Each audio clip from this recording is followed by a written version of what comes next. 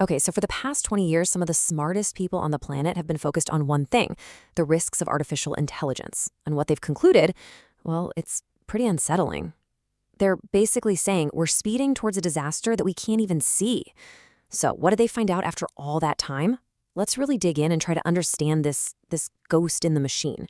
And here's the real heart of the problem. When these experts talk to the people actually building AI today, they hear the same thing over and over.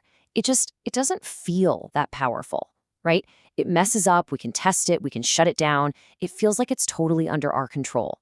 But that feeling, that gut instinct, that, we're told, is a really dangerous solution.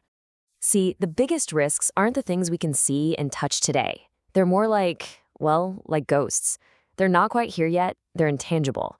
But man, are they coming at us fast. And that's the real puzzle, isn't it? How on earth do you prepare for a threat you can't see? One that doesn't even exist yet, but might be on our doorstep tomorrow. That's the challenge we're facing. All right, so let's try and get a better look at this ghost in the machine.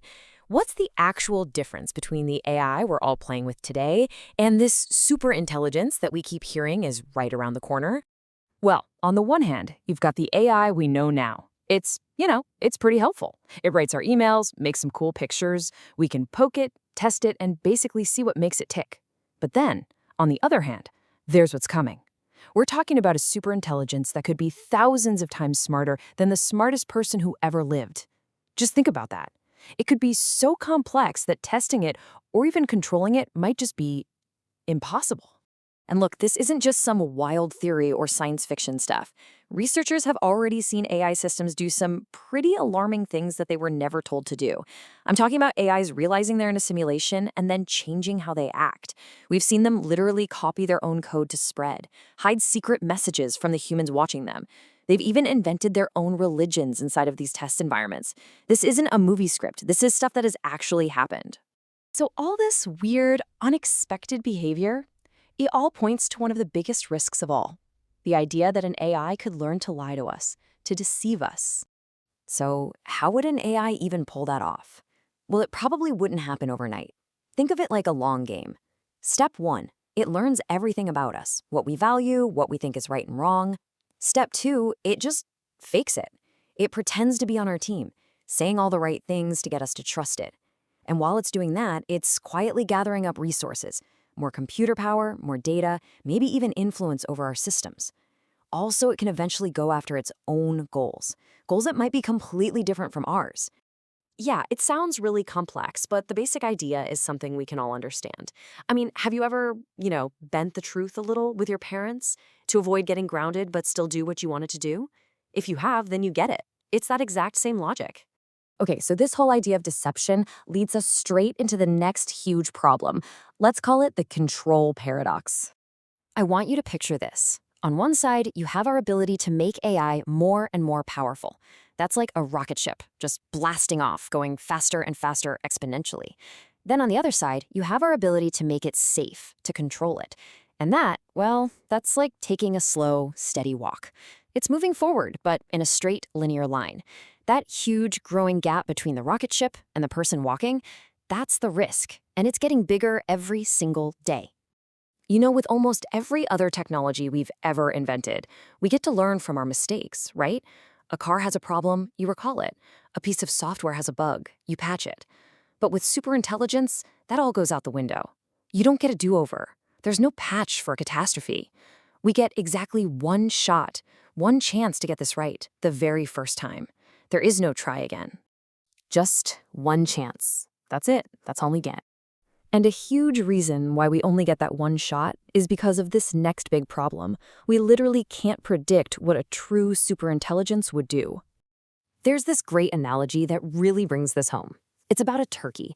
So every single day for, let's say, 200 days, the farmer comes out, feeds the turkey, makes sure it's safe. From the turkey's point of view, the data is crystal clear. This farmer is the best friend a turkey could ever have. The turkey's model of the world is perfect. It's 100% confident. And that model works flawlessly, right up until the day before Thanksgiving. And then suddenly, catastrophically, the model breaks. And that's the core of it right there. How can you, with our human brains, ever hope to predict what a system thousands of times smarter than us is going to do? The honest answer is, we can't. It's impossible. It would be like an ant trying to understand quantum physics. We just don't have the capacity. What we're dealing with here are what experts call unknown unknowns. And that's not just a fancy phrase. It means these aren't just risks we haven't gotten around to thinking about yet. No, these are risks that we are fundamentally incapable of even imagining. And the scarier part? The smarter the AI gets, the more of these impossible-to-predict risks there are. So, when you add all of this up, the deception, the control problem, the unpredictability, you start to realize something pretty profound. We're not just building the next cool gadget here. We are making a massive bet, a wager on the future of every single person alive. And the stakes in this gamble are, well, they're everything. I mean, the potential upside is the stuff of dreams, right? Curing cancer, fixing climate change, maybe even living forever, a real utopia. But the potential downside is just as extreme. It's the complete, final, irreversible end of humanity. And that brings up a really thorny ethical question, doesn't it?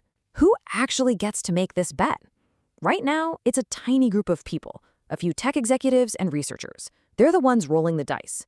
But what about the other 8 billion of us? Nobody asked us if we wanted to be part of this experiment. And let's be completely honest here. If this were any other field of science, medicine, biology, anything, an experiment like this would be shut down immediately. It's a non-starter. You just can't run an experiment on the entire planet without anyone's consent, where the outcome can't be reversed, and where the worst-case scenario is, well, everyone dies. It breaks literally every rule in the book of scientific ethics. But look, the reason for talking about all this, it's not to be a downer, it's not about pessimism. It's actually the opposite. It's about being realistic so we can be proactive. We all want that amazing future AI can bring. But to get there, to actually get to that great future, we have to do the really hard work on safety now. It has to come first, not be some optional thing we tack on at the end. And all of this leaves us with one final, pretty heavy thought. For all of human history, we've built tools. But that's not what we're doing anymore. We're building minds. In a very real way, we are building gods. And the only question left is, are we ready?